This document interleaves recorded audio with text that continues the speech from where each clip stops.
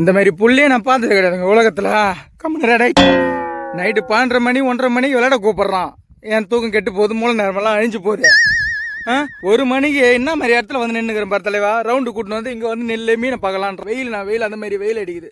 நம்ம கல்யாணம் பண்ணிங்கன்னு ஜாலியாக பொண்டாட்டி கூட சிக்கலக்கா பண்ணிருக்கலாம் அப்படின்னு நினச்சி தான் கல்யாணம் பண்ணேன்.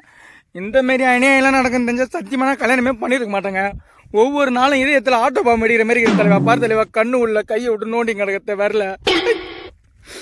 ரொம்ப நான் எப்படி சொல்றது, ஆதங்கமாக இருக்குது, எனக்கு ஆதங்கமாக இருக்குது. இந்த மாதிரி வெயிலில் வந்து எந்த தகப்பனா சுற்றி கிடப்பானா?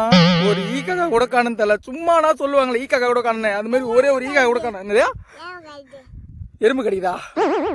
அம்மனு இருடா, என்னால் முடியலைங்க. எனக்கு என்ன பண்ணுறதுனே தெரியல. எனக்கு ஏன் நான் கல்யாணம் பண்ணவே தெரியல தலைவா. எனக்கு ரொம்ப மனசு கஷ்டமாக இருக்குது. எனக்கு என் மூஞ்சி இப்போ கொஞ்ச நாளாக பாருங்களேன், பப்பாளி பழம் மாதிரி ஆகிப்போச்சு. அது மாதிரி உப்பு போன மாதிரி அழுது தலைவா.